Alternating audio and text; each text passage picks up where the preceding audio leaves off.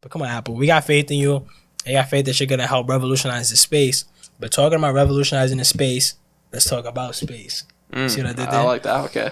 So space, I'm on. Where am I? Where was I? I was on Instagram. Yeah, space. On Instagram, I see some like circular thing in space. They're talking about space hotel. I thought it was up there already. I ain't gonna lie. I was getting hyped. I was like, yo, let me see the prices. Maybe I can save up for it.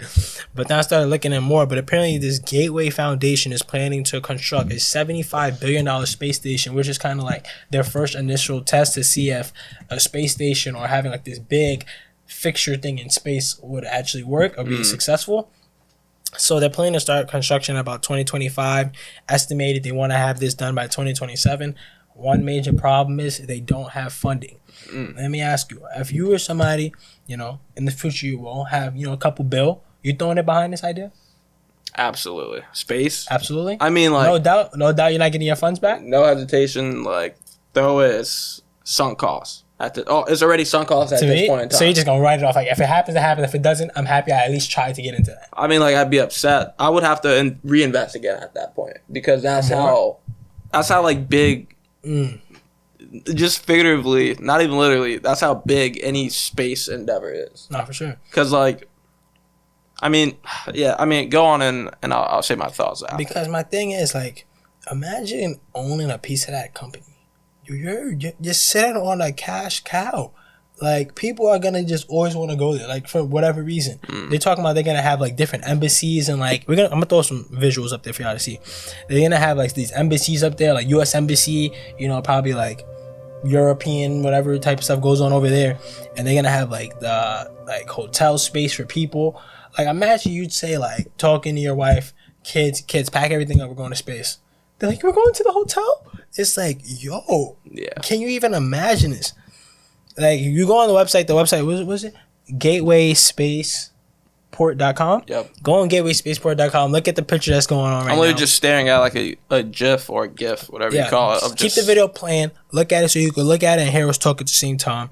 And you will see, this looks possible. I'm not going to lie. Like, when you look at it, it actually looks like it's think possible. About it. They already have the ISS space station or the International Space Station, yeah. That's already up there, large structure, and it's just like in Earth's orbit or something like that, or following Earth's orbit. I could easily see this being a thing. And then additionally, if it was feasible cost-wise, like, I'm not talking cheap. I'm not even talking like just like a luxury good. Like, obviously... No trips to Miami here. Exactly. This is crazy. If you could just see like the Earth, like from space, what else you need to do? That's like worth every dollar. At that point, that's really like, at that point, I feel like my life would be complete. Oh, absolutely. Like, that's probably the one thing where it's like, yeah, I'm good. Like, if I get to go to space in my lifetime, it's like, yo, I feel like I have lived a pretty decent life. Checking out. Because it's like, you're actually in space. And from there, they're probably only going to continue to, like, do more. Because I think they said that their goal is they want to do a small space station. Then they want to have this big one. They want to have gyms. Imagine playing ball in space. Like... gyms, Space Jam, exactly. Gardens. They want to have a food court, a casino. Imagine going like Atlantic City vibes in space. Anything you could do is 1,000 times better in space. Like, you just do it right stuff. Bro, reading a book in space is like everything at that point is honestly magnified. But like that, I just can't even imagine it. Like, to think that we even seeing this, people seeing in the next 10 years, just about people, they want to have this mini one done. Probably the bigger fixture might probably be like another.